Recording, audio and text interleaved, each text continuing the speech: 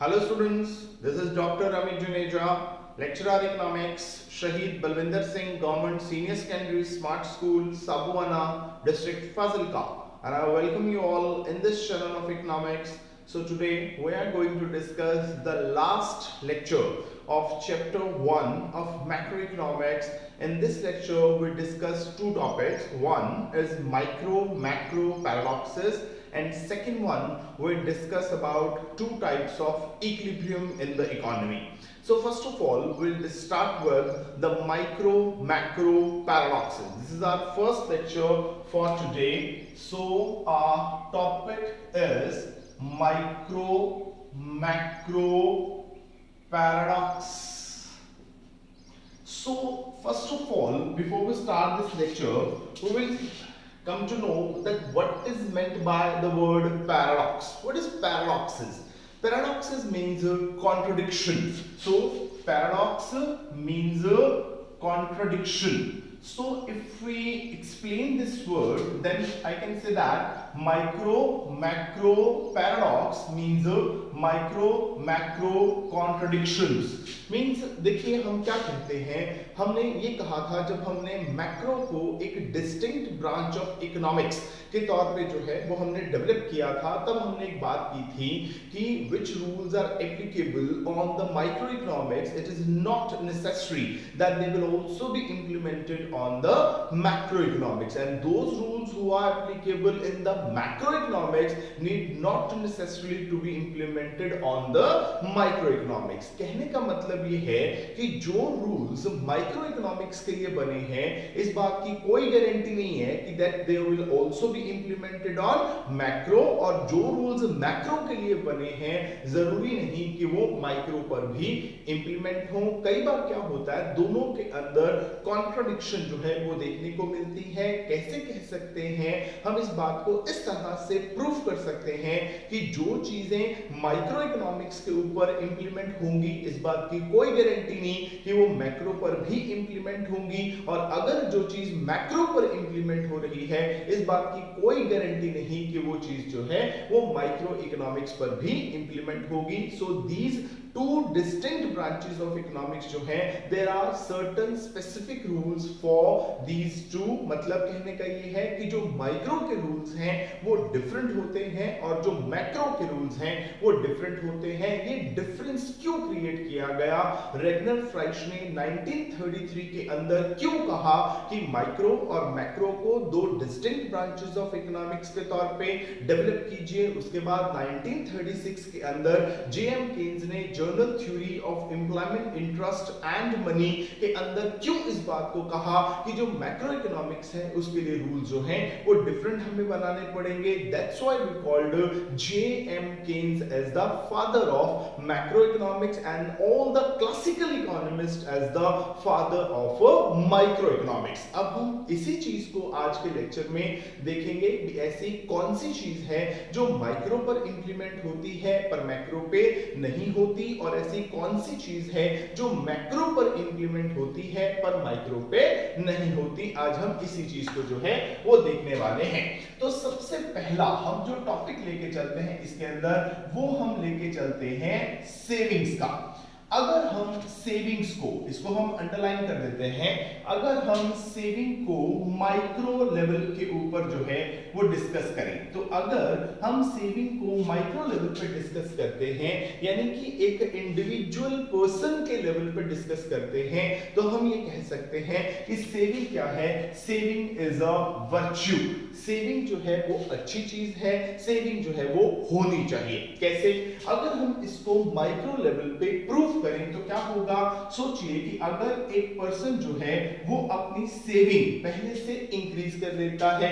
जब हमने इकोनॉमिक्स में स्टार्टिंग में जब इसका मीनिंग किया था और हमने बजट बनाया था, हमने एक बात की थी कि जब भी एक इंडिविजुअल पर्सन अपने लिए बजट फ्रेम करेगा, वो ये ट्राई करेगा कि जितनी भी उसको इनकम होने वाली है उस इनकम को सारा एक्सपेंडिचर ना करे, उसका कुछ पार्ट जो है वो अपने पास सेव करके रख ले, सो दैट अगर फ्यूचर के अंदर कुछ अनसर्टेनिटीज फेस करनी पड़ती हैं या कुछ एक्सीजेंसीज फेस करनी पड़ती हैं तो वो उसको जो है वो सॉर्ट आउट कर सके। तो अगर एक पर्सन जो है वो सेविंग इंक्रीज करता है तो क्या होगा, इन फ्यूचर वो क्या कर सकता है, वो उस सेविंग की क्या कर सकता है, इन्वेस्टमेंट कर सकता है। अगर वो सेविंग ज्यादा करेगा, उसके पास पैसे ज्यादा होंगे तो वो कल को किसी ना किसी काम के अंदर जो है वो उसको इन्वेस्ट कर सकता है। हमने इन्वेस्टमेंट का मीनिंग ऑलरेडी किया था जब हमने टाइप ऑफ इकोनॉमिक एक्टिविटीज की बात की थी कि इन्वेस्टमेंट क्या है।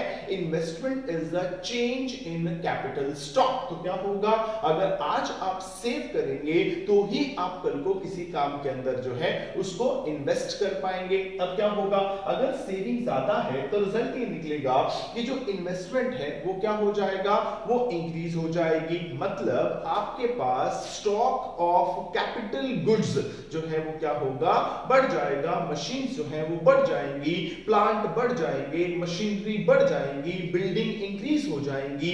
सो आपकी इन्वेस्टमेंट जो है वो राइज हो जाएगी। अब सोचिए कि अगर हम इन्वेस्टमेंट को सिंपल लैंग्वेज के अंदर डिफाइन करें तो इन्वेस्टमेंट क्या है। देखिए टेक्निकली तो हम इसको डिफाइन कर ही लेते हैं कि इन्वेस्टमेंट क्या है, it is the change in capital stock. ठीक है, अगर हम इसको सिंपल भाषा में सोचें तो क्या मतलब होगा, देखिए मैं किसी न किसी काम के अंदर मैं कहता हूं मैंने कुछ पैसे इन्वेस्ट किए, तो क्या मतलब हुआ कि इन्वेस्टमेंट का मतलब हुआ किसी काम के अंदर पैसे को लगाना। ठीक है, आपने आज किसी काम में पैसे लगा दिए, क्या सोच के लगाए, अगर मुझे ये लगता है कि आज अगर मैं किसी काम के अंदर जो है वो 100 रुपीज इन्वेस्ट करता हूं, ठीक है, तो आफ्टर 1 ईयर मुझे जो है वो 80 रुपीज वापस मिलेंगे। अब मैं लगा कितने रहा हूं, 100, कितने मुझे एक्सपेक्टेशंस है कि मुझे कितने मिलेंगे, 80, तो क्या मैं लगाऊंगा, बिल्कुल भी नहीं, क्योंकि अगर मैं 100 लगा के आफ्टर 1 ईयर मुझे 80 रुपीज वापस मिलने वाले हैं तो मैं कहूंगा मुझे 100 रुपीज लगाने की क्या जरूरत है,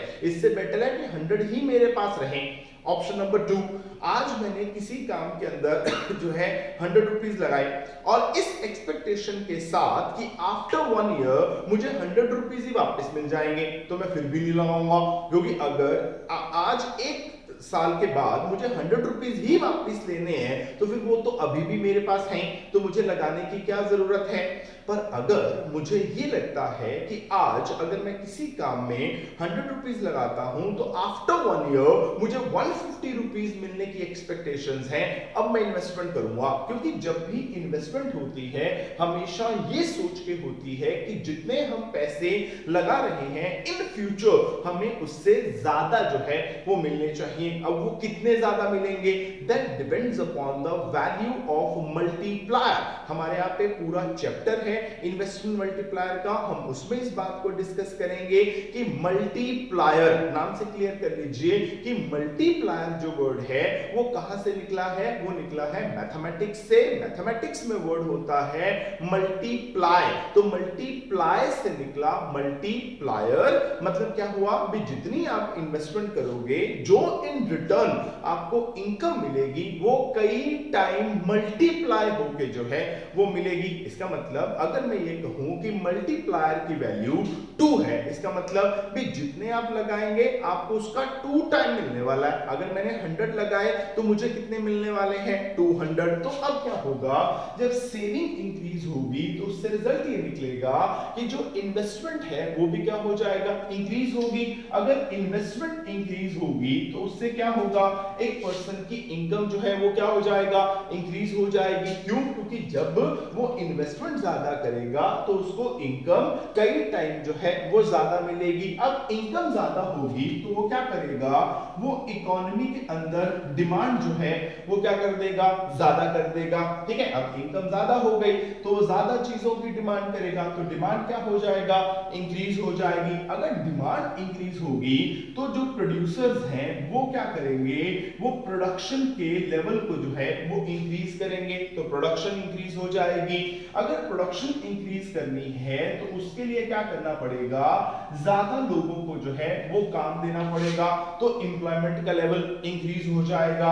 अगर एम्प्लॉयमेंट का लेवल इंक्रीज होगा मतलब आप ज्यादा लोगों को काम दे रहे हैं, उससे क्या होगा, इनकम का लेवल फिर से इंक्रीज हो जाएगा, क्योंकि अगर ज्यादा लोगों को काम मिलेगा तो उनको आप ज्यादा इनकम भी प्रोवाइड करवाओगे, तो इनकम का लेवल बढ़ गया। अब इनकम का लेवल बढ़ जाएगा, फिर से डिमांड बढ़ जाएगी, फिर प्रोड्यूसर्स और प्रोडक्शन करेंगे, फिर से एम्प्लॉयमेंट ज्यादा बढ़ेगा, फिर क्या होगा, फिर इनकम बढ़ेगी, फिर इनकम बढ़ गई, फिर डिमांड बढ़ेगी, फिर प्रोडक्शन बढ़ेगी, फिर एम्प्लॉयमेंट बढ़ेगी, फिर इनकम बढ़ेगी। अब ऐसा जो है वो चलता रहेगा। पर अगर हम इसको जो है वो मैक्रो लेवल पे देखें तो क्या हो, अब अगर एक पर्सन जो है वो सेविंग करता है तो अच्छा है, ठीक है। पर अगर सोचो कि अगर मैक्रो लेवल पे हम इसको स्टडी करें, अगर मैक्रो लेवल पे वो कहता है कि जो है सेविंग्स क्या है, मैक्रो लेवल पे वो कहते हैं सेविंग इज अ वाइस, मतलब जो सेविंग है वो अच्छी नहीं है, हमें मैक्रो लेवल पे सेविंग जो है वो ज्यादा नहीं करनी चाहिए। क्यों नहीं करनी चाहिए, अब देखो अगर एक पर्सन ने जो है, अब एक पर्सन की बजाय हम पूरी की पूरी इकोनॉमी के ऊपर आ गए, क्योंकि हम मैक्रो लेवल पे आ गए, ठीक है। अब क्या होगा, मैक्रो लेवल पे सेविंग्स जो है वो बढ़ गई, मतलब पूरी की पूरी इकोनॉमी के अंदर, because I am talking about macroeconomics, so पूरी की पूरी इकोनॉमी के अंदर सारे लोगों ने जो है वो सेविंग करनी शुरू कर दी। अगर सारे लोग सेविंग करेंगे तो डिमांड कौन करेगा, तो क्या होगा कि इकोनॉमी के अंदर जो आपकी एग्रीगेट डिमांड है वो क्या हो जाएगा, कम हो जाएगी। क्यों, क्योंकि अब लोग जो है वो ज्यादा सेविंग करना प्रेफर कर रहे हैं, पूरी की पूरी इकोनॉमी के अंदर ज्यादातर लोग जो है वो क्या कर रहे हैं, सेव कर रहे हैं, मतलब अपनी इनकम का एक लार्जर सेगमेंट जो है वो अपने पास बचा के रख रहे हैं, उसको वो स्पेंड करने के लिए रेडी नहीं है। तो क्या होगा, अगर स्पेंडिंग नहीं करेंगे तो एग्रीगेट डिमांड कम हो जाएगी, एग्रीगेट डिमांड कम होगी तो क्या होगा, इससे जो अब सोचो इकोनॉमी के अंदर डिमांड का लेवल कम हो गया तो इससे जो प्रोड्यूसर्स हैं वो क्या करेंगे, जो एग्रीगेट प्रोडक्शन का लेवल है उसको भी क्या कर देंगे, कम कर देंगे। क्यों, क्योंकि वो कहेंगे कि जब इकोनॉमी के अंदर डिमांड ही नहीं है तो हम प्रोडक्शन किसके लिए करें, तो एग्रीगेट प्रोडक्शन क्या हो जाएगी, कम हो जाएगी। अगर एग्रीगेट प्रोडक्शन कम होगी तो इकोनॉमी के अंदर जो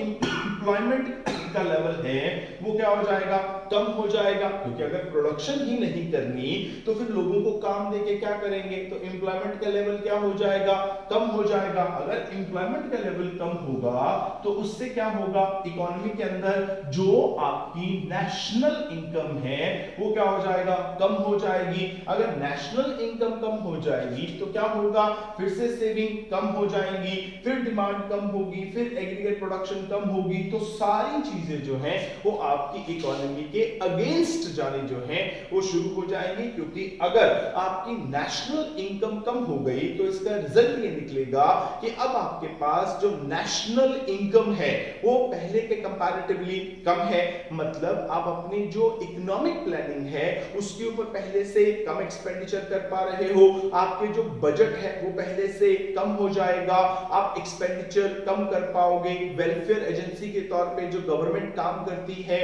उसका रोल पहले से कम हो जाएगा, लोगों का वेलफेयर कम हो जाएगा, लोगों के जो बेसिक नेसेसिटीज हैं वो पूरी नहीं हो पाएंगी। क्या होगा, आपकी इकोनॉमी जो है वो बिल्कुल लो लेवल इक्विलिब्रियम ट्रैक के अंदर जो है वो फंस जाएगी, मतलब आपकी इकोनॉमी जो है वो धीरे धीरे डिप्रेशन की तरफ जाना जो है वो शुरू कर देगी। तो अगर हम सेविंग की बात करते हैं और अगर हम उसको माइक्रो लेवल पे बात करते हैं तो माइक्रो लेवल पे तो सेविंग अच्छी है, पर अगर हम उसको मैक्रो लेवल पे देखें तो वो गलत हो जाती है। मतलब अगर एक पर्सन जो है वो सेविंग करता है then it is good for him और हर, उसके लिए वो अच्छा है। पर अगर इकोनॉमी के अंदर सारे के सारे लोग जो हैं वो सेविंग करनी शुरू कर देते हैं, it is not good for the economy. क्या होगा, इससे इकोनॉमी के अंदर एग्रीगेट डिमांड का लेवल कम होगा, ठीक है, उसके बाद प्रोडक्शन का लेवल कम होगा, एम्प्लॉयमेंट का लेवल कम होगा और नेशनल इनकम इनकम का लेवल जो है वो कम हो जाएगा, जिससे इकोनॉमी जो है वो लॉसेस के अंदर जाना शुरू कर देगी। तो अब क्या हुआ, यहां पर माइक्रो और मैक्रो के अंदर क्या हो गए, कॉन्ट्रडिक्शंस हो गए, यानी एक चीज माइक्रो लेवल पे अच्छी लग रही है पर मैक्रो लेवल के ऊपर जाके वो क्या हो जाएगी, फेल हो जाएगी। So this is one contradiction between micro and macro economics. अब हम बात करते हैं सेकंड कॉन्ट्रडिक्शन की। जो सेकंड कॉन्ट्रडिक्शन है वो क्या है, हम उसको जो है वो देख सकते हैं बैंक डिपॉजिट की फॉर्म में, कि बैंक डिपॉजिट्स में क्या होगा अगर तो हम इसको माइक्रो लेवल पे देखें। ओके, ऐसी बहुत सारी एग्जांपल्स हैं जिनके अंदर माइक्रो और मैक्रो लेवल जो हैं उनके अंदर आप कॉन्ट्रडिक्शंस जो हैं वो देख सकते हैं। अगर हम बैंक डिपॉजिट में देखें और उसको माइक्रो के पॉइंट ऑफ व्यू से देखें तो हम ये कह सकते हैं कि अगर एक पर्सन, क्योंकि माइक्रो जो है वो किसके साथ डील करता है, वन इंडिविजुअल के साथ, सिंगल इंडिविजुअल के साथ डील करता है। अगर एक पर्सन बैंक में जाए और उसको बोले जाके कि मुझे अपना अकाउंट जो है वो क्लोज करना है, मेरे अकाउंट में जितने भी डिपॉजिट्स हैं मैंने सारे के सारे विड्रॉ करने हैं, बैंक क्या कहेगा, बैंक वाले उसको बोलेंगे कि आप एक फॉर्म लीजिए, फॉर्म भरिए, उसके अकॉर्डिंगली आप साइन कराइए और अपने जो डिपॉजिट्स हैं वो विड्रॉ कर लीजिए, नो प्रॉब्लम। अब सोचिए बैंक क्या बोल रहा है, बैंक कह रहा है नो प्रॉब्लम, बैंक को कोई प्रॉब्लम नहीं है, क्योंकि अगर एक बैंक की बात करें तो अगर एक बैंक के जो thousands and lakhs and crore of customers होते हैं, अगर उनमें से एक कस्टमर बैंक में से अपने सारे पैसे विड्रॉ कर लेगा, बैंक को कोई फर्क नहीं पड़ेगा। पर अब सोचो कि अगर इसी चीज को मैं मैक्रो पे लगा दूं, अगर मैक्रो इकोनॉमिक्स के अंदर यानी कि पूरी की पूरी इकोनॉमी लेवल पे सारे के सारे लोग, अब देखो मैक्रो इकोनॉमिक्स है, पूरी की पूरी इकोनॉमी की बात करती है, अगर पूरी की पूरी इकोनॉमी के लेवल पे जितने भी लोग हैं, अगर वो सारे के सारे लोग जो हैं वो बैंक से अपने पैसे जो हैं वो विड्रॉ कर लेंगे, क्या होगा, बैंक जो है वो फेल हो जाएंगे। कहने का मतलब ये कि माइक्रो लेवल पे अगर एक पर्सन अपनी मनी विड्रॉ करता है, अपने डिपॉजिट्स विड्रॉ करता है बैंक से, it will have no effect on the bank. But अगर मैक्रो लेवल पे सारे के सारे लोग जो हैं वो बैंक से अपने डिपॉजिट्स विड्रॉ कर लेंगे, बैंक के पास कुछ नहीं बचेगा, बैंक बिल्कुल खाली हो जाएंगे, क्या होगा, हमारी इकोनॉमी जो है वो फेल हो जाएगी। क्यों फेल हो जाएगी, क्योंकि अगर बैंक के पास डिपॉजिट ही नहीं होंगे तो बैंक लोन किसमें से देगा, क्योंकि बैंक ने अगर हमें प्रोडक्शन करने के लिए, इन्वेस्टमेंट करने के लिए लोन प्रोवाइड करवाने हैं तो वो लोन कहां से देता है, बैंक जो है लोग को जो उसके पास डिपॉजिट्स जमा करवाते हैं उनमें से निकाल के बैंक जो है वो लोन देता है। अब क्या हुआ, अब लोगों ने जो डिपॉजिट से वो सारे विड्रॉ कर लिए, अब बैंक के पास डिपॉजिट ही नहीं है, बैंक के पास पैसे ही नहीं है, तो बैंक लोन कहां से देगा। अगर लोन नहीं दिए जाएंगे तो क्या होगा, इन्वेस्टमेंट्स नहीं होंगी, आगे काम नहीं चलेंगे, कैपिटल फॉर्मेशन नहीं होगी, नई इंडस्ट्रीज नहीं लगेंगी, नए बिजनेस ओपन नहीं होंगे, क्या होगा, इकोनॉमी जो है वो फेल हो जाएगी। मतलब अगर हम बैंक डिपॉजिट की एग्जांपल माइक्रो लेवल पे लेते हैं, it is good for a person कि वो पैसे विड्रॉ कर ले, बैंक पे कोई इफेक्ट नहीं पड़ेगा। पर अगर मैक्रो लेवल पे सारे के सारे जो बैंक डिपॉजिट्स हैं अगर वो विड्रॉ हो जाएंगे तो इकोनॉमी ही फेल हो जाएगी, बैंक तो फेल होना ही होना है, वो क्या करेगा, पूरी की पूरी इकोनॉमी को भी जो है वो फेल करा देगा।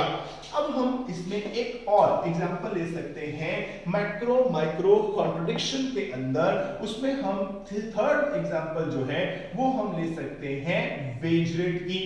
अगर हम वेजेस के हिसाब से देखें तो अगर हम इसको माइक्रो लेवल पे स्टडी करें, micro level means one firm, देखिए वेजेस किसको मिलने हैं, वेजेस मिलने हैं जो भी लेबरर्स होते हैं उनको, ठीक है। अब लेबरर्स जो हैं वो एक कंपनी के अंदर काम कर रहे हैं, तो वो कंपनी क्या करती है, अपने, मैं सिर्फ एक कंपनी की एग्जांपल ले रहा हूं, तो वो कंपनी क्या करती है, जो भी अपने यहाँ पे वर्कर्स काम कर रहे हैं, फॉर एग्जांपल उनके वेजेस जो हैं वो पहले से कम कर देती है, तो वेजेस क्या हो गए, कम हो गए। लेट इट बी कि पहले वेजेस दिए जा रहे थे मान लीजिए कि 150 रुपीस के, ठीक है, अभी दिए जा रहे हैं लेट इट बी की 100 रुपीस के, ठीक। तो पहले पहले जो वो एंटरप्रेन्योर था या जो प्रोड्यूसर था, उसने हर एक लेबरर को 150 रुपीस के वेजेस जो है वो पे करने थे। ठीक है, तो मतलब उसकी कॉस्ट ऑफ प्रोडक्शन में कितने काउंट होते? 150। अभी उसने देने हैं 100 रुपीस, मतलब अब उसकी जो कॉस्ट ऑफ प्रोडक्शन में काउंट होंगे वो होंगे 100 रुपीस। यानी अगर वो लेबरर को वेजेस पहले से कम देगा तो क्या होगा, जो उस एंटरप्रेन्योर की जो कॉस्ट ऑफ प्रोडक्शन है वो क्या हो जाएगा, कम हो जाएगी। मतलब अब चीज जो है जो भी वो प्रोड्यूस कर रहा था, अब वो चीज उसको पहले से सस्ती पड़ेगी। अगर कॉस्ट ऑफ प्रोडक्शन कम हो जाएगी तो वो क्या करेगा, अपनी कमोडिटी का प्राइस जो है वो भी कम कर देगा। ठीक है, अगर प्राइस कम करेगा तो क्या होगा, उसकी कमोडिटी की डिमांड जो है वो बढ़ जाएगी। ओके, कॉस्ट ऑफ प्रोडक्शन कम हुई, उसने प्राइस कम कर दिया, प्राइस कम हुआ तो डिमांड बढ़ी। According to law of demand जो ये कहता है कि अगर प्राइस कम हो जाते हैं तो उससे क्या होता है, डिमांड जो है वो राइज हो जाती है, तो डिमांड बढ़ जाएगी। अगर डिमांड बढ़ेगी तो वो क्या करेगा, इस जो इंक्रीज्ड डिमांड है, जो उसकी डिमांड पहले से इंक्रीज हो गई है, इसको पूरा करने के लिए वो क्या करेगा, प्रोडक्शन ज्यादा करेगा। ठीक है, क्योंकि डिमांड बढ़ गई है तो उसने उसके हिसाब से प्रोडक्शन भी बढ़ानी है। अगर वो प्रोडक्शन बढ़ाएगा तो क्या होगा, एम्प्लॉयमेंट का लेवल उसकी कंपनी के अंदर क्या हो जाएगा, बढ़ जाएगा। यानी ज्यादा लोगों को जो है वो काम मिलेगा। अगर ज्यादा लोगों को काम मिलेगा तो क्या होगा, उस कंपनी के जो लोग हैं उनकी इनकम का लेवल जो है वो बढ़ जाएगा। अब ये जो एग्जांपल हमने ली वो हमने ली एक सिंगल फर्म के अंदर, मतलब अगर सिंगल फर्म के अंदर वेजेस कम होते हैं तो कॉस्ट ऑफ प्रोडक्शन कम होगी, कॉस्ट ऑफ प्रोडक्शन कम होगी तो प्राइस कम होगा, प्राइस कम होगा तो डिमांड इंक्रीज करेगी। जो इंक्रीज्ड डिमांड है उसको पूरा करने के लिए प्रोडक्शन पहले से ज्यादा करनी पड़ेगी, प्रोडक्शन ज्यादा करनी पड़ेगी तो ज्यादा लोगों को काम देना पड़ेगा, एम्प्लॉयमेंट का लेवल इंक्रीज हो जाएगा तो उससे इनकम का लेवल भी इंक्रीज हो जाएगा। पर अगर इसी चीज को हम मैक्रो लेवल पे जो है वो स्टडी करें, अब अगर सोचो भी पूरी की पूरी इकोनॉमी के अंदर जितनी भी फर्म्स हैं, जितनी भी कंपनीज हैं, जितनी भी इंडस्ट्रीज हैं, जितने भी प्रोडक्शन यूनिट्स हैं, सबने क्या किया, अपने वेजेस जो है वो क्या कर दिए, कम कर दिए। अगर उन्होंने अपने लेबरर के वेजेस कम कर दिए तो क्या हो जाएगा कि जो लेबरर्स हैं उनकी इनकम पहले से कम हो जाएगी। कैसे, अब देखो जो लेबरर्स हैं पहले उनको मिल रहे थे पर हेड 150 रुपीस, अब उनको कितने मिलेंगे पर हेड 100 रुपीस। यानी कि जो लेबरर हैं उनको इनकम पहले से कम मिलेगी, यानी पहले 150 की जगह पे अब उनको सिर्फ 100 रुपीस मिलेंगे। मतलब उनके जो बाकी 50 रुपीस हैं वो किसके हाथ में रहेंगे, they will remain in the hand of the entrepreneur. मतलब जो एंटरप्रेन्योर होता है, जो रिच पर्सन होते हैं, जो एज अ प्रोड्यूसर काम करते हैं, वो पहले 150 दे रहा था, अभी वो 100 रुपीस दे रहा है। मतलब 50 रुपीस उसने अपने पास ही जो है वो रख लिए, जो उसने लेबरर्स को जो है वो नहीं दिए। अब क्या होगा, अगर वेजेस कम होंगे तो जो लेबरर्स हैं उनकी इनकम कम हो जाएगी, इनकम कम होगी तो पूरी की पूरी इकोनॉमी के अंदर जो भी एग्रीगेट डिमांड है वो क्या हो जाएगा, कम हो जाएगी। अब आप सोचोगे कि सर एग्रीगेट डिमांड जो है वो कम कैसे हो गई, पहले क्या हुआ, पहले जो लेबरर हैं उनको 150 रुपीस मिल रहे थे, ठीक है, अब क्या हुआ, अब उनको 100 रुपीस मिल रहे हैं, उनको 50 कम मिले, मतलब जो एंटरप्रेन्योर है उसको 50 ज्यादा मिले। कैसे, अब सोचो पहले एंटरप्रेन्योर जो है वो दे रहा था 150, अभी एंटरप्रेन्योर दे रहा है 100, ठीक है, उनको 50 कम दे रहा है, इसका मतलब जो बाकी 50 हैं वो एंटरप्रेन्योर के पास बच गए। तो आप कहेंगे सर एग्रीगेट डिमांड कम कहां से हो गई, भी लेबरर को 50 कम दिए, वो 50 जो है एंटरप्रेन्योर ने अपने पास रख लिए, यानी अब जो एंटरप्रेन्योर है वो 50 की डिमांड जो पहले लेबरर कर रहे थे वो 50 अब किसके पास रह गए, एंटरप्रेन्योर के पास, अब उस 50 की डिमांड वो कर लेगा। ऐसा नहीं होगा, क्यों, क्योंकि जो लेबरर्स होते हैं आमतौर पर they belong to the poor section of the society. अब जो poor section of society society होता है उनकी जो नीड्स होती हैं वो पूरी नहीं हुई होती, तो वो क्या करेंगे, अगर उनको 150 रुपीज मिलते तो उसका एक मेजर सेगमेंट जो है वो खर्च कर दे, मतलब डिमांड क्या होती, ज्यादा होती। अब क्या हुआ, अब उनको मिले 100 रुपीज, मतलब अब वो कितनी डिमांड करेंगे, 100 की। अब जो 50 रुपीज हैं वो जो एंटरप्रेन्योर के पास रह गए, अब वो तो रिचर सेक्शन से रिलेट करेगा। अब जो रिचर सेक्शन होता है उनकी डिमांड ऑलरेडी पूरी हो चुकी होती है, तो वो तो डिमांड करेगा नहीं, मतलब उसने क्या करना है, वो 50 रुपीज जो है वो उसकी idle, RDLE, not ideal, idle यानी कि बेकार सेविंग के अंदर जो है वो चले जाएंगे, या फ्यूचर के अंदर पता नहीं वो कब जाके उसको इन्वेस्ट जो है वो करेगा। तो क्या होगा, एक वर्ड आएगा हमारे पास, उसको हम बोलेंगे marginal propensity to consume. Marginal propensity to consume का मतलब ये होता है कि जब आपकी इनकम चेंज होती है तो आप अपनी कंजम्पशन को कितना चेंज करते हैं। रिपीटिंग वर्ड्स, कि जब आपकी इनकम चेंज होती है तो आप अपनी कंजम्पशन कितनी चेंज करते हैं, that is marginal propensity to consume. For example, अगर आपकी इनकम जो है वो 100 रुपीज चेंज हो गई तो आपने क्या किया, 100 रुपीज में से 80 रुपीज की कंजम्पशन कर ली और 20 रुपीज जो है उसकी सेविंग कर ली। तो अब आपकी इनकम कितनी चेंज हुई थी, 100 रुपीज की, आपने कंजम्पशन कितनी की, 80 रुपीज की। सो मैं कहूंगा कि आउट ऑफ 100 आपने 80 रुपीज की कंजम्पशन की, means 80%। So your marginal propensity to consume is 80%। जो लेबरर होते हैं उनकी जो नीड्स होती हैं वो पूरी नहीं हुई होती, इसलिए अगर उनकी इनकम चेंज होती है तो अपनी इनकम का मेजर पोर्शन जो है वो क्या करते हैं, उसको कंजम्पशन पे लगाते हैं। अगर वो कंजम्पशन कर रहे हैं मतलब मार्केट में जाके किसी न किसी चीज को कंज्यूम करेंगे, मतलब मार्केट में जाके क्या करेंगे, डिमांड करेंगे। तो क्या होता है, जितनी एमपीसी यानी कि मार्जिनल प्रोपेंसिटी टू कंज्यूम ज्यादा होगी उतनी डिमांड ज्यादा होगी। तो डिमांड क्या थी, ज्यादा। अब क्या हुआ, वो जो पैसे थे जो पहले लेबरर को मिल रहे थे अब वो किसके हाथ में चले गए, रिचर सेक्शन के हाथ में। अब उसकी नीड ऑलरेडी पूरी हो चुकी है, मतलब उसकी मार्जिनल प्रोपेंसिटी टू कंज्यूम क्या है, वो कम है। क्यों कम है, क्योंकि अगर एक रिचर सेक्शन वाले बंदे की इनकम चेंज होगी तो वो क्या करेगा, उसकी नीड्स ऑलमोस्ट पूरी हो चुकी हैं, तो वो क्या कहेगा, वो कहेगा मेरी तो नीड्स पूरी हो चुकी है, मैं कहां पे खर्च करूं, क्या करते हैं, बैंक में रख देते हैं। तो मतलब वो क्या करेगा, या तो उस पैसे को अपने पास रख लेगा या बैंक में डाल देगा। तो क्या होगा, इसलिए उसकी जो मार्जिनल प्रोपेंसिटी टू कंज्यूम है वो क्या होगी, कम होगी। मतलब वो एक्सपेंडिचर क्या करेगा, कम करेगा। अगर एक्सपेंडिचर कम करेगा तो डिमांड क्या हो जाएगी, कम हो जाएगी।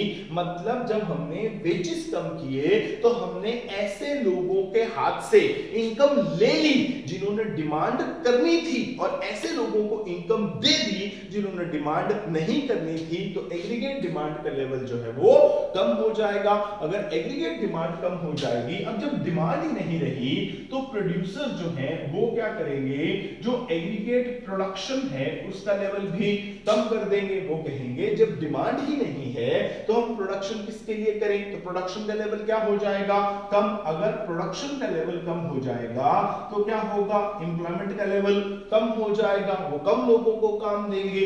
एम्प्लॉयमेंट का लेवल कम होगा तो क्या हो जाएगा, इनकम का लेवल कम हो जाएगा। इनकम कम हो गई तो फिर से क्या होगा, हम यहां पे पहुंच जाएंगे। अब यानी अगर पहले से कम लोगों को काम मिलेगा तो क्या होगा, उनको इनकम भी पहले से कम मिलेगी। इनकम कम मिलेगी तो क्या करेंगे, फिर से डिमांड कम करेंगे। अगर डिमांड कम होगी तो फिर से प्रोडक्शन कम हो जाएगी। प्रोडक्शन कम होगी तो एम्प्लॉयमेंट का लेवल और कम हो जाएगा। एम्प्लॉयमेंट कम होगी तो इनकम और कम हो जाएगी। उससे इनकम और कम हो गई, फिर डिमांड कम हो जाएगी, फिर प्रोडक्शन कम हो जाएगी, फिर एम्प्लॉयमेंट कम हो जाएगा, फिर से इनकम कम हो जाएगी। तो इनकम जो है वो कम कम कम कम कम होती रहेगी और अल्टीमेटली इकोनॉमी जो है वो लोएस्ट लेवल ऑफ इनकम के ऊपर जो है वो पहुंच जाएगी। मतलब क्या हुआ कि अगर एक कंपनी ने अपने वेजेस को कम किया तो वो अपनी कॉस्ट ऑफ प्रोडक्शन को कम कर लेगी, प्राइस को कम कर लेगी, डिमांड को बढ़ा लेगी, प्रोडक्शन, एम्प्लॉयमेंट, इनकम इनकम जो है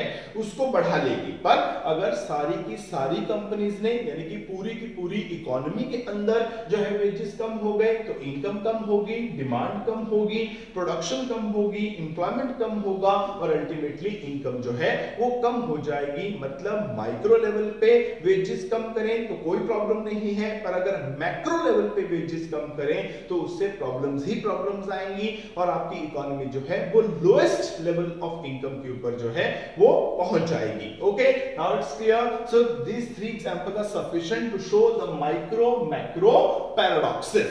Now we comes to another topic जो है हमारे पास, उसमें हम दो तरह के इक्विलिब्रियम जो हैं उनकी बात करेंगे। एक होता है, चलो पहले हम ना इक्विलिब्रियम का मीनिंग ही लिख लेते हैं, EQUILIBRIUM, इक्विलिब्रियम। इक्विलिब्रियम क्या होता है? देखो, इकोनॉमी के अंदर या इंडिविजुअल पर्सन के अंदर जब भी हम इक्विलिब्रियम की बात करते हैं, हमारा पर्पस क्या होता है? एक ऐसे पॉइंट को ढूंढना होता है। ओके, ये हम ऑलरेडी इक्विलिब्रियम का मीनिंग जो है वो डिस्कस कर चुके हैं। मैं जस्ट एक रिपीटेशन देता हूं उस चीज की कि इक्विलिब्रियम क्या है। एक ऐसा पॉइंट होता है जहां से कोई भी पर्सन किसी भी तरह का चेंज प्रेफर नहीं करता। क्यों? अब सोचो, अगर मैं कहूं कि जिस पोजीशन में एट प्रेजेंट में हूं, I don't want any change, it means why I don't want any change? Because I am considering my self at the best possible situation. मुझे लग रहा है कि जिस पोजीशन पे या जिस स्टेटस के अंदर या जिस सिचुएशन में मैं हूं, दैट इज द बेस्ट, उससे अच्छा कुछ नहीं हो सकता, तो मैं क्यों चेंज चाहूंगा?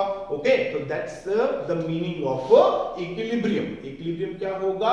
एक ऐसा पॉइंट होगा जहां से किसी भी तरह का चेंज प्रेफर नहीं किया जाएगा। ओके, अब जो इक्विलिब्रियम है, हम ना उस इकोनॉमी के अंदर या इकोनॉमिक्स के अंदर ऐसे हम दो तरह के इक्विलिब्रियम जो है उसको स्टडी करते हैं। एक होता है जिसको हम कहते हैं पार्शियल इक्विलिब्रियम और एक होता है जिसको हम कहते हैं जनरल इक्विलिब्रियम। ओके, सो इकोनॉमिक्स में हम दो तरह के इक्विलिब्रियम स्टडी करेंगे, एक पार्शियल इक्विलिब्रियम, एक जनरल इक्विलिब्रियम। अब ये जो दो तरह के इक्विलिब्रियम आपको नजर आ रहे हैं, ये क्यों है? बिकॉज इकोनॉमिक्स की दो ब्रांचेस हैं। कौन कौन सी?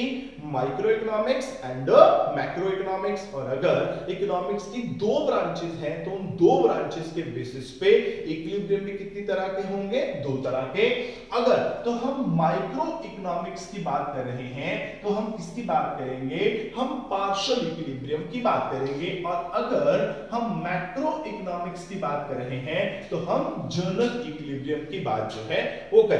ओके, नाउ इट्स क्लियर कि जो पार्शियल इक्विलिब्रियम है वो माइक्रो इकोनॉमिक्स के साथ रिलेट करता है, जो जनरल इक्विलिब्रियम है वो मैक्रो इकोनॉमिक्स के साथ जो है वो डील करता है। अब क्यों करता है, आगे बात करते हैं। देखिए, एक्चुअली क्या होता है, जो अगर एक इकोनॉमी की बात की जाए ना, तो एक इकोनॉमी के अंदर, I am talking about the economy, so I am talking about the macro economics. Okay, हर एक इकोनॉमी के अंदर ना बहुत तरह की मार्केट होती है। कौन कौन सी? एक होती है, उसको हम कहते हैं गुड्स मार्केट। ठीक है, मैं ऑलरेडी आपको करा चुका हूं गुड्स मार्केट। दूसरा मैंने आपको कराया था जिसको हम कहते हैं फैक्टर मार्केट। तीसरा मैंने आपको कराई थी मनी मार्केट और फोर्थ मैंने कराई थी कैपिटल मार्केट। तो मैंने ये चार तरह की मार्केट जो है वो आपको डिस्कस कराई थी। यही चार मार्केट जो है हम इधर लिख लेते हैं, इधर भी goods market, number 2 factor market, number 3 money market and number 4 it is the capital market. Okay, तो इकोनॉमी के अंदर ये चार तरह की मार्केट जो है वो होती है। कैसे नाम से करते हैं? गुड्स मार्केट, जहां पे आपको गुड्स मिलती हैं, यानी मार्कर हो गया, शर्ट हो गई, ये बैंड हो सकता है, स्पेक्स हो सकता है, बेल्ट हो सकती है, ये बोर्ड हो सकता है, कुछ भी हो सकता है। ये सारी क्या है? गुड्स हैं। तो गुड्स मार्केट में क्या मिलेगा? आपको गुड्स मिलेंगी। ठीक है। फैक्टर मार्केट, अब नाम से पकड़िए, फैक्टर मार्केट। हमने कहा था अगर हमने प्रोडक्शन करनी है, for that we need factors of production. Factors of production कितने हैं? 4, लैंड, लेबर, कैपिटल, एंटरप्रेन्योर। ठीक, तो फैक्टर मार्केट वो मार्केट होगी जहां से आपको प्रोडक्शन करने के लिए लैंड, लेबर, कैपिटल और एंटरप्रेन्योर मिलेंगे। ठीक है, अब मनी मार्केट में मैंने बैंक्स को इंक्लूड किया था जो शॉर्ट टर्म लोन प्रोवाइड करवाते हैं। कैपिटल मार्केट के अंदर मैंने इंश्योरेंस कंपनीज को लिया था जो लॉन्ग टर्म लोन जो है वो प्रोवाइड करवाती है। ओके, तो ये 4 तरह की मार्केट जो है हर एक इकोनॉमी में होती है। अब अगर हम माइक्रो इकोनॉमिक्स के अंदर पार्शियल इक्विलिब्रियम को स्टडी करते हैं, तो नाम से क्लियर कीजिए, पार्शियल का मतलब है पार्ट। यानी हम क्या करेंगे, माइक्रो इकोनॉमिक्स के अंदर जब भी हम इक्विलिब्रियम स्टडी करेंगे, हम ये चारों की चारों मार्केट को इकट्ठा लेके नहीं चलेंगे। नाम से क्लियर कीजिए, जो पार्शियल इक्विलिब्रियम है वो कहता है कि मैंने इक्विलिब्रियम स्टडी करना है बट इसका पार्ट का, PART पार्ट, यानी इन चारों में से किसी एक पार्ट का इक्विलिब्रियम जो है वो स्टडी करूंगा। फॉर एग्जांपल अगर हम गुड्स मार्केट की जो है वो एग्जांपल ले लें और एक डायग्राम बनाएं। अब डायग्राम में हम क्या करते हैं, क्योंकि हमने गुड्स मार्केट लेनी है तो यहां पे क्या होगा,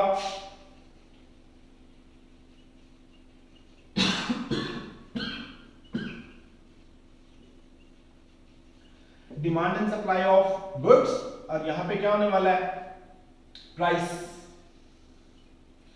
this is the demand curve and this is the supply curve. Okay, अब ये डिमांड फॉर गुड्स है, ये सप्लाई ऑफ गुड्स है।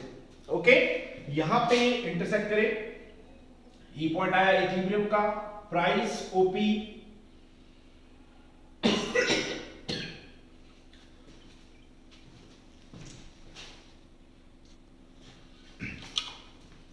तो इसके अकॉर्डिंगली प्राइस ओपी और क्वांटिटी ओक्यू। अब अगर इसको ध्यान से देखें तो मैं कहता हूं कि जो गुड्स मार्केट है, okay, this is a demand for good, this is a supply of good. E point पे डिमांड सप्लाई इक्वल है। अब अगर मैं एक सपोज कीजिए कि प्राइस P1 ले लेता हूं, या मैं प्राइस जो है वो P2 ले लेता हूं। अब ना तो इक्विलिब्रियम P1 पे है ना इक्विलिब्रियम P2 पे है, क्योंकि P1 पे डिमांड है A, सप्लाई है B। अगर P2 की बात करें तो सप्लाई है C और डिमांड है D। यानी मैं कह सकता हूं कि P1 is not a point of equilibrium, P2 it's not a point of equilibrium, so the point of equilibrium is P। और सपोज करो कि वाकई में, I am repeating my words, suppose कीजिए कि वाकई के अंदर जो गुड्स मार्केट है वो P पॉइंट पे है, तो मैं कहूंगा कि goods market is in equilibrium. Now it's clear. अब माइक्रो इकोनॉमिक्स कहती है कि गुड्स मार्केट जो है वो इक्विलिब्रियम में है because demand and supply of goods are equal. पर माइक्रो इकोनॉमिक्स ये नहीं कहती कि अगर गुड्स मार्केट इक्विलिब्रियम के अंदर है तो फैक्टर मार्केट भी इक्विलिब्रियम में होगी, या मनी मार्केट भी इक्विलिब्रियम में होगी, या कैपिटल मार्केट भी इक्विलिब्रियम के अंदर होगी। ऐसी कोई गारंटी नहीं। माइक्रो कहती है हमने जो टोटल इकोनॉमी का स्ट्रक्चर है जिसके अंदर 4 मार्केट्स हैं, goods, factor, money and capital, हमने चारों को इकट्ठा स्टडी नहीं करना बल्कि हमने चारों का एक पार्ट स्टडी करना है। पार्ट मतलब आप या तो सिर्फ और सिर्फ गुड्स मार्केट को ले सकते हैं, या फैक्टर मार्केट को ले सकते हैं, या मनी मार्केट को ले सकते हैं, या कैपिटल मार्केट को ले सकते हैं। ध्यान से सोचो मैं क्या बोल रहा हूं। मैंने कहा you can take either goods market और कैपिटल मार्केट और मनी मार्केट और फैक्टर मार्केट। अब चारों को इकट्ठा नहीं ले सकते। एक टाइम पर इक्विलिब्रियम जो है वो एक मार्केट में निकलेगा। That's why because we are studying only a part of an economy, तो that's why it is called a partial equilibrium. Okay, इसका मतलब क्या होगा कि अगर गुड्स मार्केट में इक्विलिब्रियम है, इस बात की कोई गारंटी नहीं कि फैक्टर मनी और कैपिटल मार्केट भी इक्विलिब्रियम के अंदर ही होंगे। पर अगर हम मैक्रो पे आ जाए तो वो कहता है it's a journal equilibrium. What's meant by journal? Journal means एक ऐसी चीज जो हर जगह पे इंप्लीमेंट होती है। अगर हम कहते हैं कि मैक्रो इकोनॉमिक्स है, macro economics deals with the economy as a whole. It means कि अगर मैक्रो इकोनॉमिक्स कहती है कि मेरे यहां पे जो इक्विलिब्रियम है that equilibrium is journal, it means what? वो कहते हैं इक्विलिब्रियम इधर भी है, इधर भी है, इधर भी है और इधर भी है।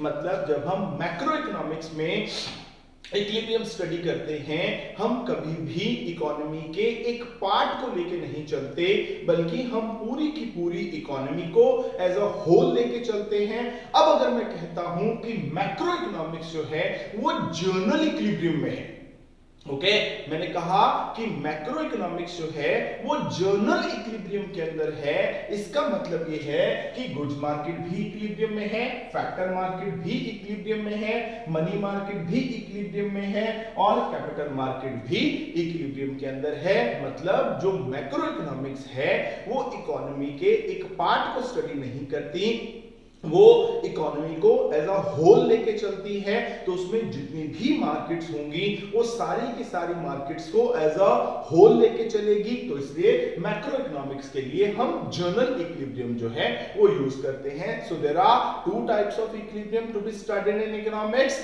Partial equilibrium and general equilibrium. Partial equilibrium study होगा माइक्रो इकोनॉमिक्स में, जर्नल इक्विलिब्रियम स्टडी होगा मैक्रो इकोनॉमिक्स में। सो आई होप कि आपको जो लेक्चर है वो क्लियर हो गया होगा। If there is any doubt then please put it in the comment box. आपके जो डाउट हैं वो जरूर क्लियर होंगे। तो आज का इतना ही लेक्चर रहेगा, मिलते हैं हमारे अगले लेक्चर के अंदर। Till then it's good bye from my side, thank you very much.